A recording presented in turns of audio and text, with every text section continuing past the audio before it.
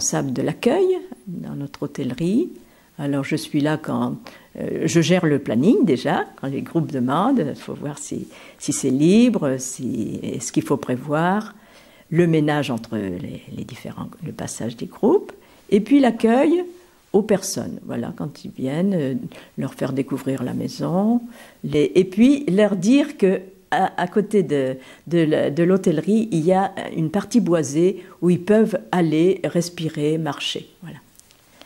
Alors, ça, c'est un aspect aussi auquel je suis très sensible parce que moi-même, je vais tous les matins faire un petit temps de marche dans le bois. Il y a la prière personnelle à la chapelle, la prière communautaire, mais il y a ce temps de respiration et d'accueil. Je me situe comme une parmi d'autres dans ce monde du créé que Dieu donne, met à notre disposition. Alors les jeunes aujourd'hui, même si je suis proche par l'accueil, je me sens quand même un petit peu décalée.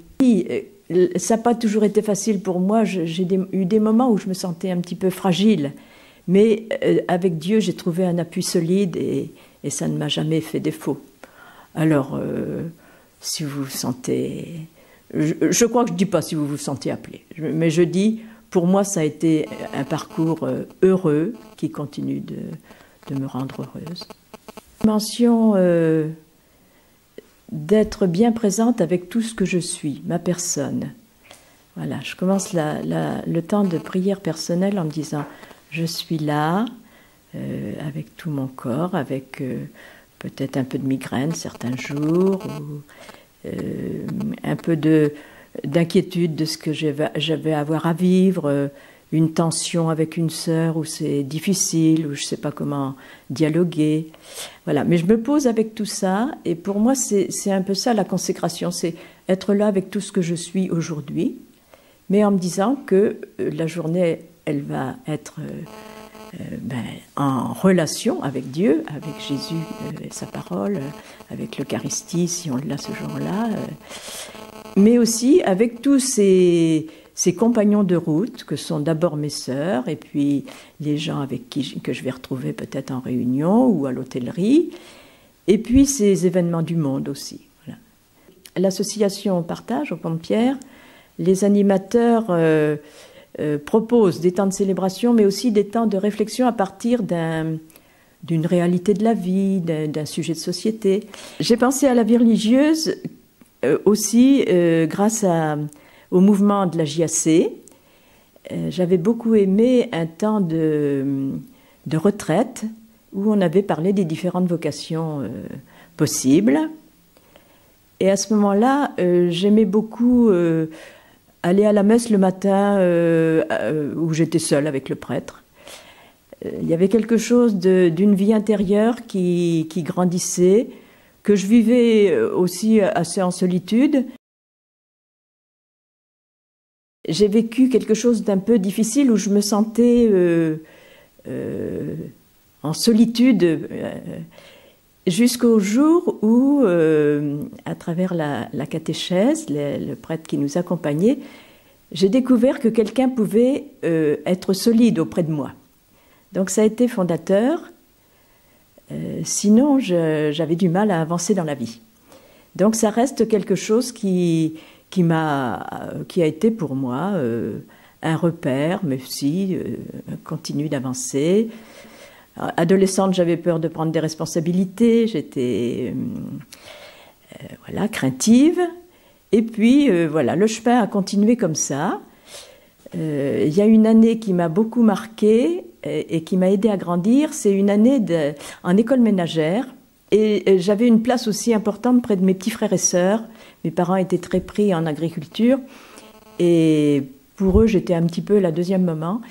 Et ça m'a donné aussi une assurance. Et je me suis dit non, je me voyais pas dans une congrégation enseignante.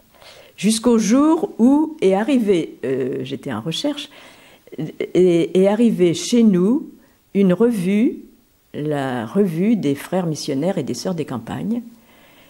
Et il y avait des visages de ces sœurs qui m'ont dit « Oh, elles ont l'air sympathiques, je vais aller les voir. » Donc je suis venue là à Lombreuil Et voilà, moi aussi, je me suis dit, ben, c'est peut-être là que je suis appelée. Je veux bien tenter l'expérience de découvrir, et puis elles me diront elles-mêmes. Et que j'étais originaire d'une région peu chrétienne, je me sentais assez à l'aise justement dans cette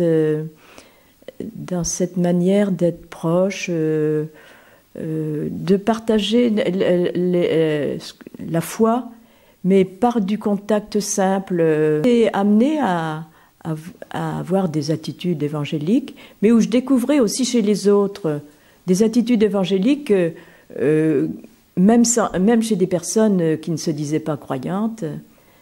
Et ça, c'était important parce qu'on le relisait en communauté. C'était un peu une démarche missionnaire qui faisait partie de notre formation.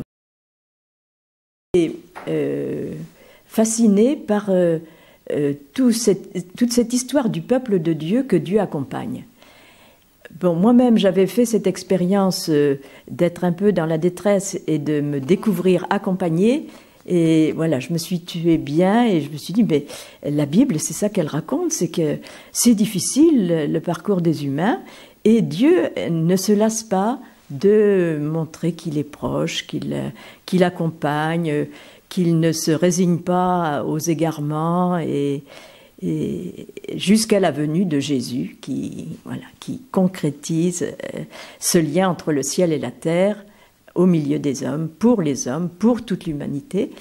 Voilà. Alors tout ce qui est les récits évangéliques, j'aime beaucoup les Actes des Apôtres aussi, et puis les prophètes. J'ai une préférence pour Jérémie. Je m'identifie quelquefois à Jérémie quand c'est plus difficile, quand la mission, quand je peine un peu.